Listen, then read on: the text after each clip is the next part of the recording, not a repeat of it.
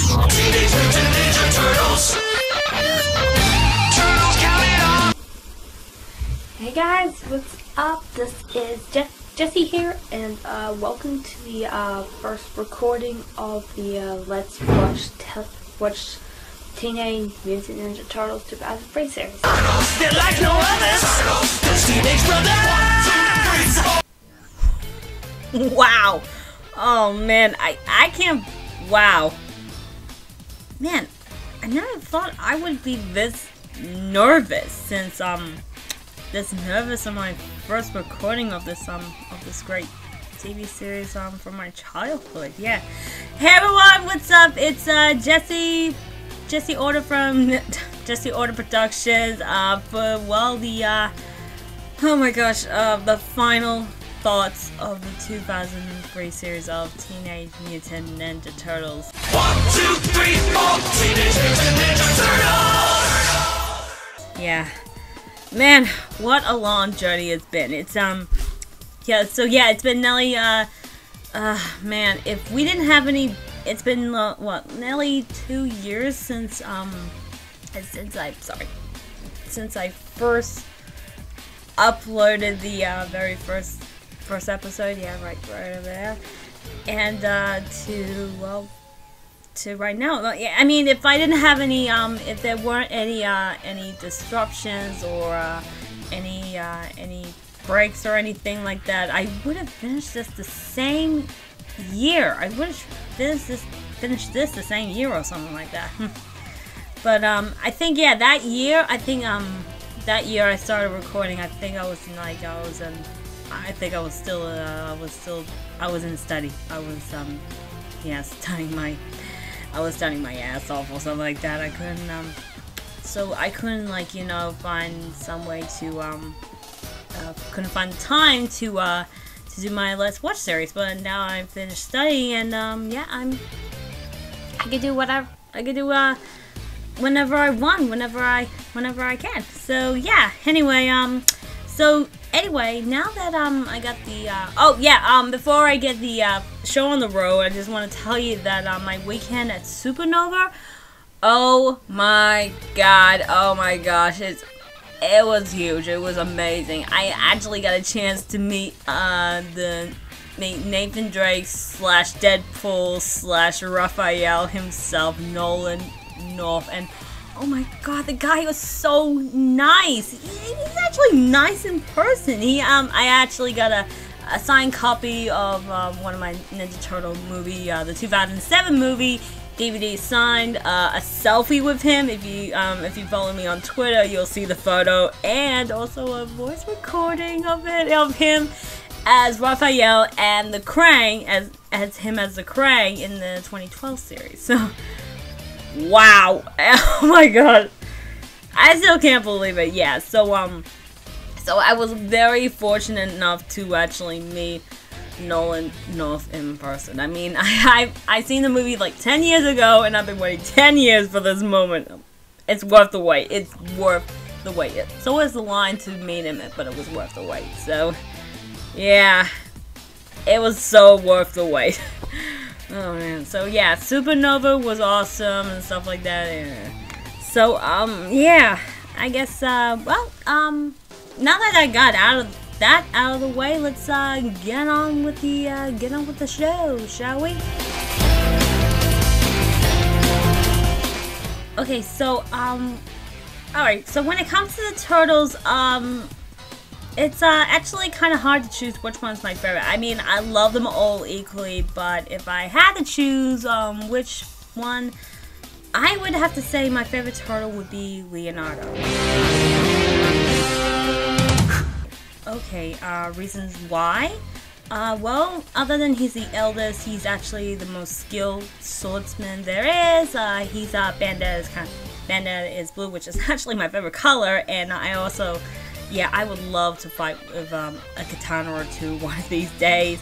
Also, there have been a lot of episodes throughout the 2003 series, which are very good moments, like most heavily when it comes to like his honor and with family and his rivalry with his siblings, mostly with Raph and stuff like that. Teacher's pet ninja dropout.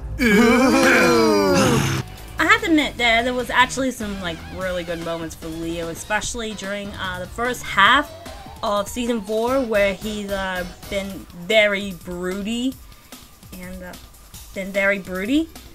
and he wasn't himself because he felt like such a failure for not protecting his family during the final battle with Shredder. So that was like a really good season for Leo. That's just trying to build some character and stuff, and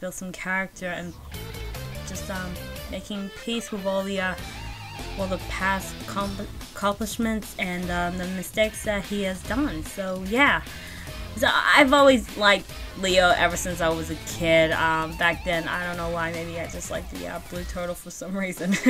I just don't want to get into more details of that. Okay? It's okay.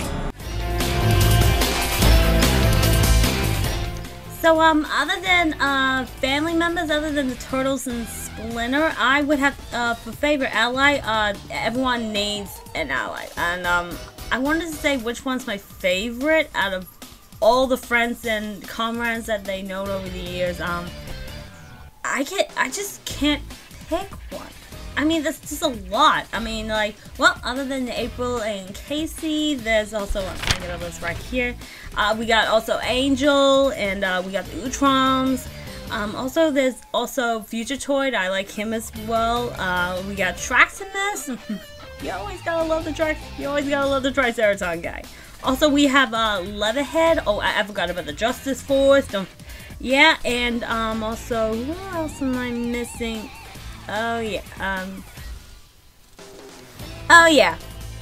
Usagi. You fight without honor, assassin! We cannot forget about Miyamoto Usagi. I mean, do I need to explain how good of an ally that guy is? I mean, he's from another comic book series. It's actually a really great crossover for a character like him to come into the Ninja Turtle franchise. I mean, yeah, I think the creators themselves, Kevin and Peter, were good friends with the creator of Usagi. I think his name is Stan Sakai, I think.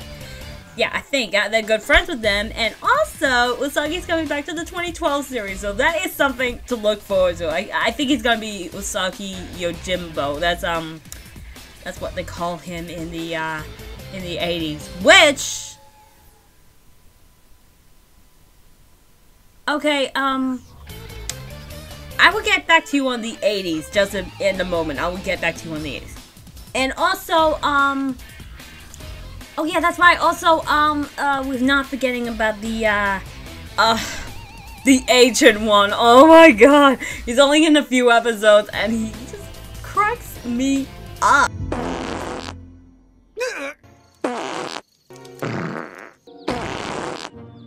Man, you are unbelievable. It's just air. He's a bit of a like a supporting character in the season 4 and well the second half of season 4 and then the for season 5. It's just, oh man, that guy actually cracks me up. Nice one, eh? Ah! How do I answer this idiotic contraption? You already did, Ancient One. Also, we cannot forget about the acolytes. The acolytes in the season 5. Also, we got to see them in the final episode of season 4. I think it was Faraji, Adam, Joy, and Tora. Oh yeah, that's them.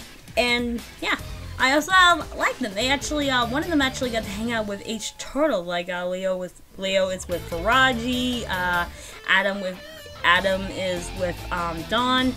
Let's see, who am I? Tor is with Mikey, and Joy is with Raz. So there's actually a bit of a moment going on between those two. So move on with Mona Lisa, because I think Raph has found the lady in his life. And also, oh man, I almost completely forgot. We cannot forget about Cody Jones in season 6. And also Sterling. I mean, this guy has a few moments in yeah, Cody is actually the great-grandchild of April and Casey Jones. We all know those two are going to hook up, and he comes along. And also Sterling, I think that robot actually needs more than an episode or two of just with him as the in the spotlight. So yeah, there was actually some really good allies in the series, and I'm just fortunate enough to learn something about them, or fortunate enough to actually like them. Yeah, like them. That's what I'm gonna say. Okay, so other than allies, there's actually some really great villains in the show, and it's just some villains you love and some villains that you hate, and you just some villains that are just too annoying that only appeared in one episode. Something like that. So when it comes to like favorite villains, yikes! Man, I don't know who takes the #1 spot. I don't know who takes the #1 spot, but I would have to say favorite villains would have to be definitely the Shredder. I mean, there's definitely no argument of Shredder being the #1, the top dog, when it comes to being the badass villain of all the Ninja Turtle genre on the Turtle series. Yeah. None of you will leave here alive. Also, let's not just Shredder, but I also also the Foot, and along with Karai, and also there was this another villain named Khan in season 7, which I'm not really he's not really one of my favorite Foots. I think I prefer Karai over him. And also, let's not forget about the Purple Dragons, and when there's Purple Dragons, there's also this guy. There's also Han. I think I prefer Karai over Khan and Han over Karai. I don't know. I think I prefer Han as a good villain rather than Karai, or Karai's sort of in between when it comes to being a hero and being the villainy. So yeah. Also, I forgot to mention, oh man, there was a lot of more villains in the series. Some appeared in one episode, some appeared in the, so I think it's pretty much, yeah, and some, or throughout the whole season, like, I think there was like, the Tengu Shredder, like the Shredder before the Ultron. He was actually a pretty good Shredder, but he didn't last long. He did not last long when it comes to the Turtles. And also there was a Cyber Shredder, which he didn't do much because, season 7 and and season 6, they kind of downgraded the action. So I would love to see more action in probably season 6 or 7 if they redo it, but hopefully not redo it, because that was actually a really good series, by the way. And also in season 6, we also had villain like Darius Don. He's actually a good villain. He was actually a bit of a backstabbing kind of family member, sort of bit of story going on with his nephew Cody, who wants full control of the company that that Cody was running at the moment.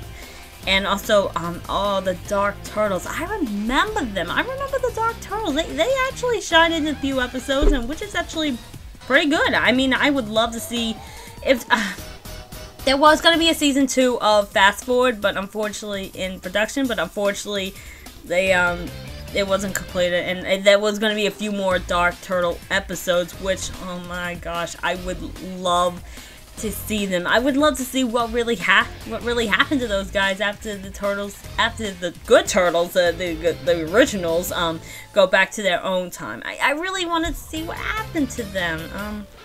Yeah, I would really love to see what actually happened to them. Did they actually live a good life after the last episode they were in? Just hope so.